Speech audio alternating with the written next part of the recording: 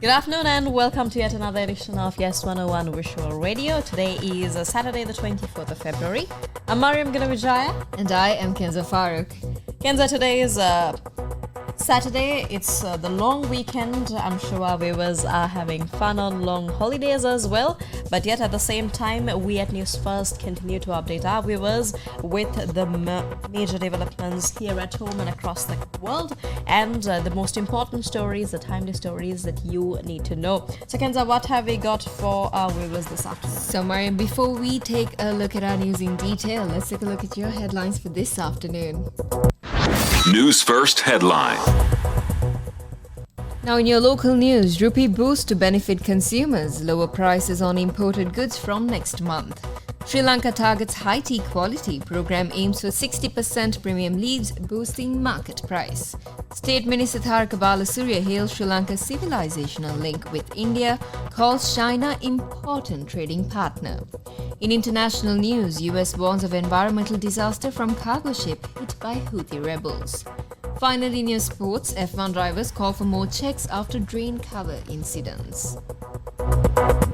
And in your top story this afternoon, the Ministry of Trade, Commerce and Food Security says that the benefits of the Sri Lankan rupee's appreciation against the US dollar will be passed on to the people starting next month.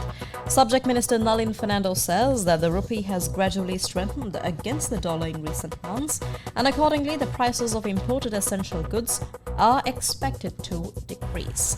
The minister adds that the government has implemented a special program to ensure an adequate supply of essential goods during the upcoming festive season.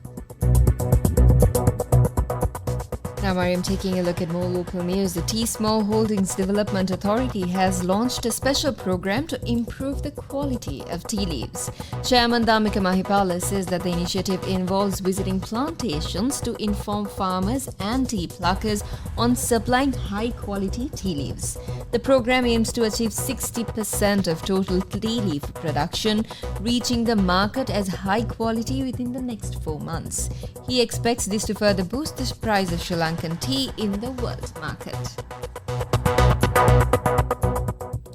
Meanwhile, speaking on the sidelines of the Raisina Dialogue 2024 in New Delhi, in an interview with Indian media outlet WION, State Minister of Foreign Affairs Tharaka Balasuriya contrasted Sri Lanka's ties with India and China.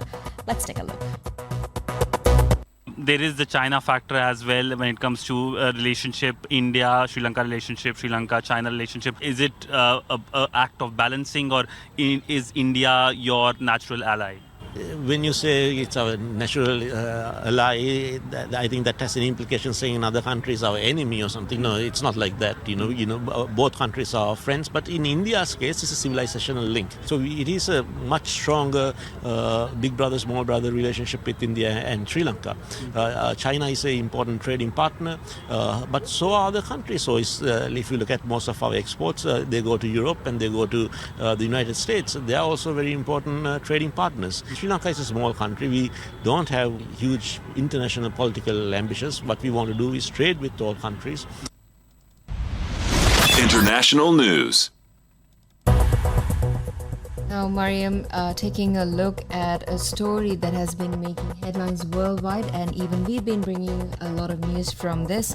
The U.S. Central Command, also known as CENTCOM, said yesterday a cargo ship abandoned in the Gulf of Aden after an attack by Yemeni rebels is taking on water and has left a huge oil slick in an environmental disaster that could get worse. Rubima, a Belize flag, British registered and Lebanese operated cargo ship carrying combustible fertilizer, was damaged in a Sunday missile strike claimed by the Iran-backed Houthi rebels. Its operator, the Blue Fleet Group, said its crew was evacuated to Djibouti after one missile hit the side of the ship, causing water to enter the engine room and it turned to sag. CENTCOM said the ship is anchored but slowly taking on water and has left a 29-kilometer oil slick. Sports news.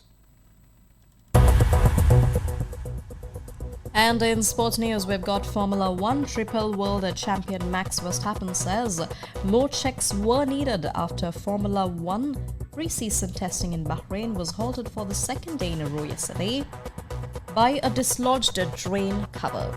The two separate incidents revived memories of an incident that caused considerable and costly damage to Carlos Sainz's Ferrari at last November's inaugural Las Vegas Grand Prix.